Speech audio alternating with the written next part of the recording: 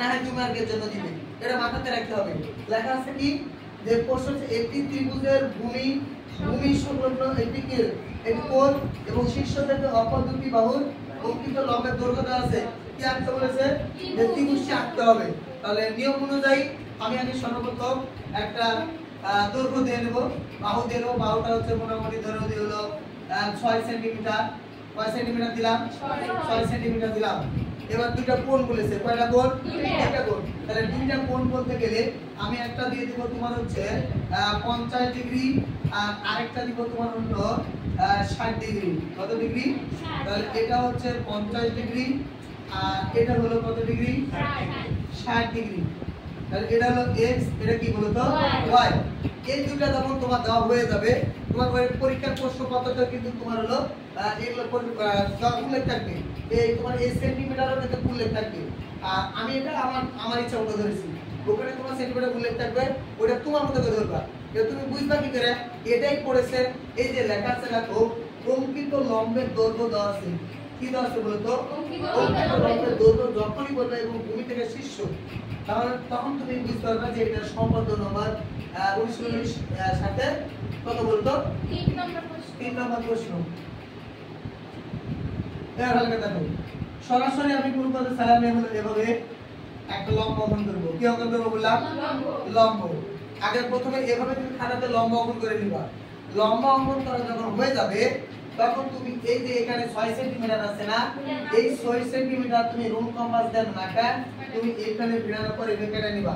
মনে করো এখানে পর্যন্ত এসেছে, তাহলে এটা তুমি দিবা হলো p, এটা দিলা তুমি হলো o বিন্দু, বা যে কোনো একটা বিন্দু দিতে পারো তুমি, এটা তোমার ইচ্ছা মতো। এবার p আর o একটা কার সমান করে কাটলাম, আমি হলো a সমান করে কাটলাম। কার সমান করে কাটলাম?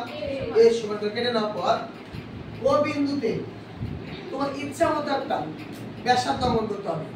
এখন তোমার কাজ হচ্ছে ও বিন্দুতে একটা কি করতে হবে? ব্যাসার্ধ অঙ্কন করতে হবে। তাহলে ব্যাসার্ধটা তুমি একটা রুল কম্পাস ধরার পর তোমার ইচ্ছা মতো তুমি ব্যাসার্ধ এইভাবে অঙ্কন করে দিবা। অঙ্কন করার পর ওই মাপই থাকবে, একবার এভাবে কাটবা, একবার এভাবে। তোমার সরাসরি এভাবে একটা আসবে, আর এভাবে একটা আসবে না। এভাবে তুমি ধরার পর একবার এভাবে, তারপর এভাবে, এটা একটা এভাবে কাটবা, আর একটা হচ্ছে এভাবে কাটবা। এটা কাটার পর দেখো এই দাগের সোজাসুজি তুমি এভাবে একটা স্কেল দিয়ে দাগতে পারবে, চলে। ওকে, এটা যখন দেওয়া হয়ে গেল, এটা যখন কাটা হয়ে গেল, তুমি ওই ঠিক একই নিয়মে এখানে তুমি একটা ব্যাসার্ধ অঙ্কন করবে। ব্যাসার্ধ কি পরস্পর এটা সেট করলে এইভাবে অঙ্কিত লম্ব দুটো করে গেল।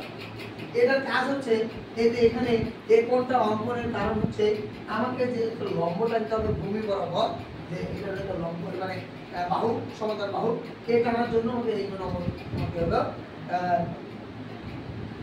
এই 90 ডিগ্রি কোণের মধ্যে দ্বারা সিস্টেমটি তৈরি করতে হবে। এখন করার পর এই যে x কোণ আছে না, এখন এই x কোণটা তুমি এখানে যত বড় মাপ নিয়েছো তার চাইতে এটা একটু বড় করে দেওয়া লাগবে। বড় করা লাগবে। কি করলাম? বড়। যদি তুমি মাপ দিয়ে দেখবে যে এত বড় হইছে, তাহলে তুমি হলো এইভাবে দিবা, একটু বড় দিলাম, যাতে এর সাথে না থাকে। বুঝা গেছে? এবার কি করলাম, তুমি এবারে মাপ নিলে হবে। মাপ নেওয়ার পর এবার p বিন্দুতে যাওয়ার পর তুমি হলো দেখলে যে মাপটা এইবার থেকে এই পর্যন্ত আসছে। ওকে, পুরো ঠেকানোর দরকার নাই। এবার কি করবা, এই থেকে এই পর্যন্ত মাপ নিবা, মুখের মাপটা নেওয়ার পর এখান থেকে এভাবে কেটে দিবে, এই কেটে দিবে, দেওয়ার পর সরাসরি তুমি স্কেল ধরবা, এই স্কেল কেটে দিলাম, এখানে আছে। বুঝা গেছে? এবার y এর কোণটা আছে, ওকে, মাপ ধরার পর তুমি এবারে নিয়ে দেবা, তাহলে এই মাপ ধরার পর এই মাপ ধরবে, ওকে, ধরে এই ধরবে, যে এই সরাসরি বানাবো, তাহলে এটা দিবা y কোণ, এটা দিবা x কোণ, তাহলে এটা কি হবে? হ্যাঁ, তুমি এটা কোনো বাহু দিতে